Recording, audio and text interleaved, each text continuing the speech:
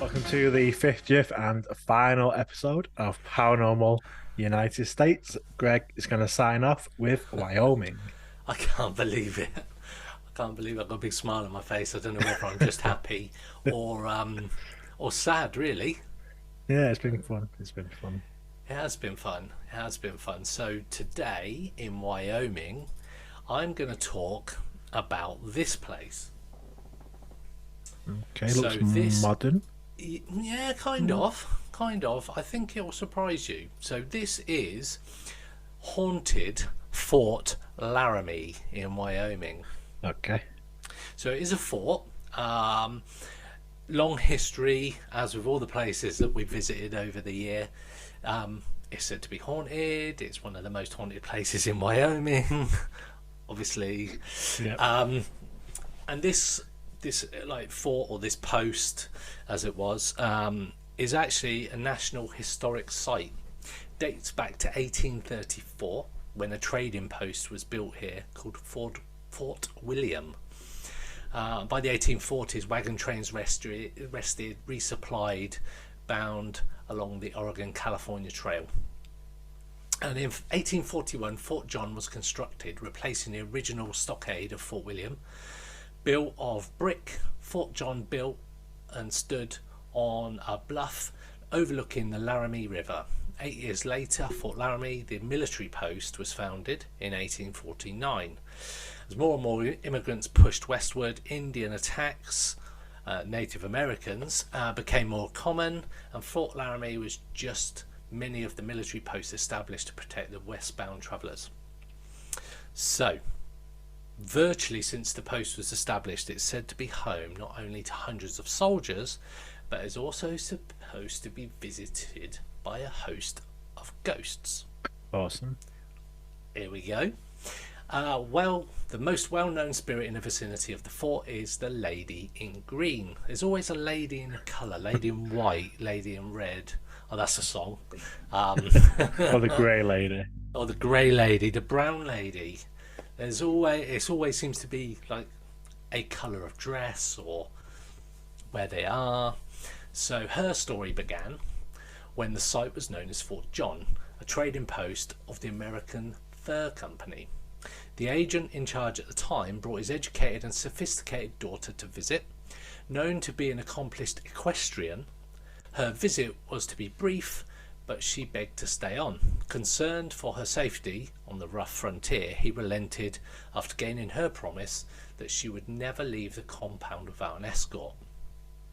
He also tasked several men to guard her anyway. And one day, while he was away from the post, his rebellious daughter slipped away from the post on a big black horse. When someone spied her, 2 men quickly chased after her, calling for her to stop. But the strong-willed girl ignored them, riding ever distant onto the prairie, and she never returned. When her father got back to the post, he was obviously extremely distraught and spent a significant amount of time looking for her, but no sign of her was ever found. And what happened to the girl is still a mystery. Mm. So, I mean, back then, probably not like now, where you can literally walk down the road and you'll hit a McDonald's or a Yeah. Burger King. Back then, you're kind of walking onto these trails and that's it. I've Yeah. played Red Dead Redemption and I know that you walk out for a bit and the prairie wolves will get you, the bears or whatever animals are out there. Yeah. And you can definitely suffer from the cold at night and stuff like that. So since then, though, her ghost has said to appear east of Fort Laramie on the Oregon Trail every 7 years. Now, I think we've heard from other ghosts that appear every few years. Yeah. So seven, lucky seven, unlucky seven, don't know. The lone figure is seen wearing a long green riding dress and a veiled hat with her hair tucked up beneath it. Still, she rides a big black stallion holding a jeweled quart. So that's just one of the spirits. There's going to be quite a few. Cool. So the old captain's quarters building is also said to be haunted.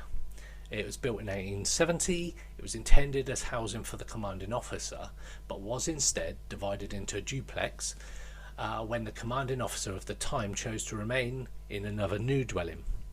When a new officer was assigned to the post, he could rank out of quarters any junior officer to him.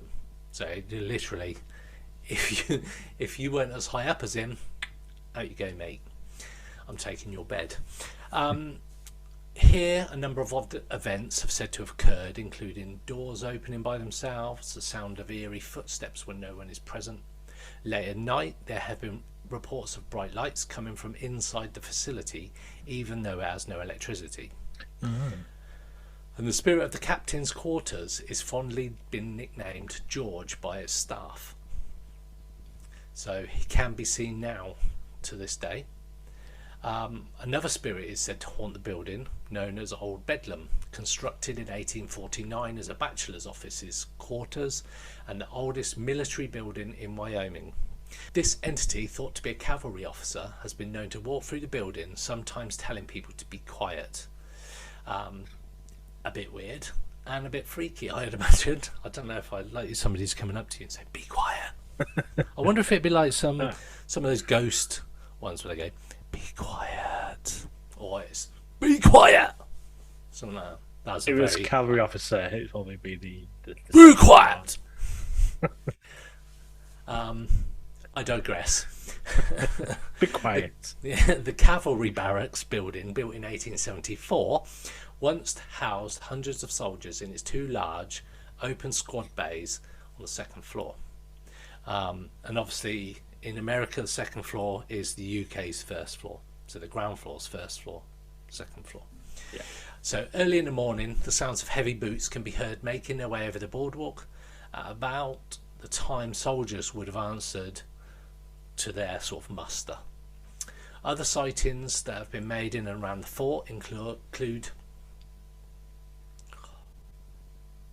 Other sightings have been made in and around the fort, including a young man in a raincoat who looks as though he is talking to someone, although no one is there. The apparition of a surgeon has been seen, looking irritable in a blood-covered uniform. That would be freaky. I tell you what, a surgeon looking there covered in blood. Yeah, I don't think I'd like to see some surgeon who looks a bit fucking moody in a blood-covered uniform. That's like something out of Hostel or something like that. That's not the kind of operating theatre I would like to be in. So at Deer Creek, a small stream that runs through the fort property, a headless man has been sighted throwing rocks into the creek during the early morning hours. This ghost is said to be unfriendly and should be avoided. I'd say most ghosts are supposed to be avoided, but there we go. Southeast of the fort is a place called Bovey Draw. Here, at around midnight, witnesses have spied the ghost of a Civil War soldier who is acting erratically. This ghost, too, is said to be menacing and should be left alone. North of the town, so we've got a bit of a tour going around. North of the town, there is a place called Detention Dam. Here, the spirit of a man holding a blood-spattered sword can be seen staring at the water at the stroke of midnight. And that, my friends, brings to a close United. And that, my friends, draws a close to Paranormal United States with this episode, Wyoming. Thank you. We made it. We made it. We did. That was a scary one to end on. Yeah. Blood spattered surgeon and some guy with a blood spattered sword. Scary ghosts to be seen in Wyoming. Yeah. One of the most haunted places in Wyoming. Of course. Everywhere we talk about it is supposed to be the most haunted place in that particular state. Definitely. Cool. Awesome. So, thanks for joining us.